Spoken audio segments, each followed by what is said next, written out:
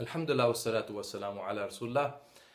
It's that time of year again. People are discussing the Eid issue. Why is Eid on 2 different days?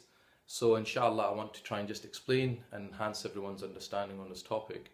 First of all, I'd like to say that I totally empathize with the effect it has on people when there's 2 different Eids, especially in one city, and the difficulty of trying to explain that to non-Muslims, and also when you have one section of the family doing Eid in one day and another section of the family doing it another day, causes lots of problems. I totally understand that.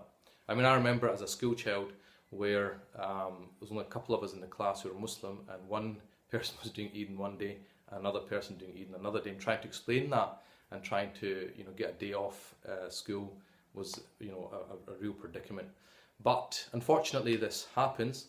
So why does it happen? Well, from a scholarly perspective, there's 2 opinions on this matter. First of all, there is the Shafi school perspective, which is that you go with your local sighting. So if you see the moon in your locality, khalas, you fast, and that is that's going to be the beginning of the month for you, and then you will just wait till the 10th of that month, 10th of the Hijjah, and you will do your Eid al-Adha, irrespective of what's happening in another city or any other country. Okay, so that's quite straightforward. And I remember speaking to some Yemeni scholars who were Shafis, and they're saying that for years they've done Eid on one day, and Saudi, which is just next door, has done Eid on a different day, and it's never been a problem. And in fact, historically, if you look at through the centuries, those Muslim countries were doing Eid on different days, and it was never really a problem. So that really makes us question the whole idea of why has it become such a big problem now. The second perspective is that you go with a global sighting, which means that if it's not seen in your country or your city, however it's seen in another Muslim country, then you can go with that sighting. Now that requires a bit more explanation, because now we have our reliance on astronomers, and so if you look at our timetable, nobody, when they break their fast, goes out and looks at the sunset. They go by their prayer timetable. So things have changed in our time.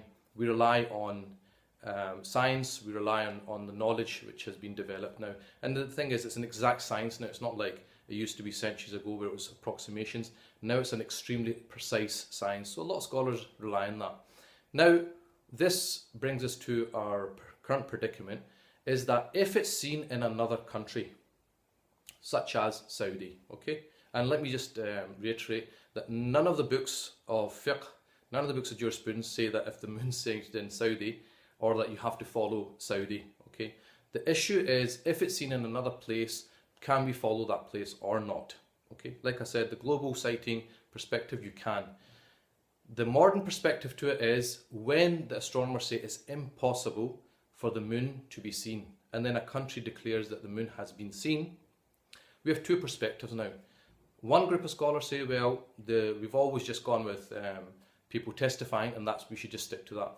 The other group saying, no, hold on, we use the knowledge of astronomy for other matters such as salah, so why don't we use it in fasting? And so if it's physically impossible to be seen, and we know that for definite, then that sighting is problematic. Yeah, so we will only accept that sighting if a large number of people also concur that they have seen it. If they don't, if it's only 1 or 2 individuals, that's not enough, and therefore there's doubt in that testimony, and we will reject that. So this now, practically what happens is, the years where it is possible for the moon to be seen, we don't have an issue. We always have Eid on the same day. The years in which the moon is impossible, or astronomers say it cannot be seen, that's where you're going to have the split. One group of scholars is going to accept it, the other group is not going to accept it. So that's something that exists. Now, another aspect to this is that if you're in a Muslim country, even though you may disagree with the decision that's being getting made, but there's a legal maxim which says Amrul Hakim yarfa'u khilaf, that when the person with an authority makes a decision, he can do away with any difference of opinion. So if there's scholars that are differing in one country, the government or the leader of that country can make a decision, and everyone just goes with that.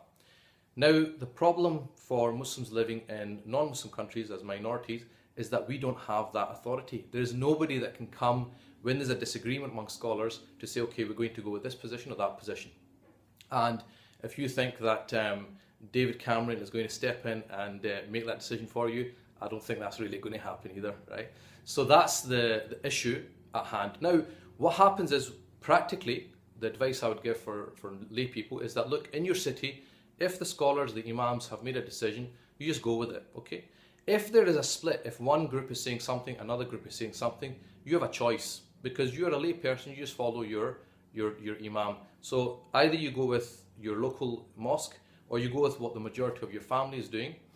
Or if you want to look into the issue and look at the both perspectives, and then you feel one is stronger than the other, go with that. That's not a problem. The issue, I mean, you'll not be asked in the day of judgment, because this is the responsibility of the imams and the scholars, and it's on their shoulders. The most important thing is, this difference will occur, okay? Like I said, because some years it's impossible to be seen, and then, you know, somebody sees it and we have to make a decision. Like I said, because we're a minority, there's no authority that can overrule and give us one definitive answer. So this is going to happen. It's about how we're going to deal with that difference of opinion. My advice is that, look, just accept it. It's going to happen. Unfortunately, I would love for it not to happen, but it's going to happen. But the most important thing is we shouldn't be arguing about this. Just get on with it. Smile. Be nice to one another. Go and visit your relatives on the day that you're not doing Eid, right? If you're fasting, for example, that day, go after Maghrib, see them, celebrate with them, and then the day after, if you're doing Eid the day after, go and see those relatives that are doing it that day. We should not make this issue into something that we should fight over. There are more pressing issues in the community that need our time, energy and resources. So may Allah subhanahu wa ta'ala guide us all, and whatever day you're doing Eid, may you have a nice, happy Eid. وصلى الله على سيدنا محمد وآله وصحبه وسلم تسليما كثيرا الحمد لله رب العالمين.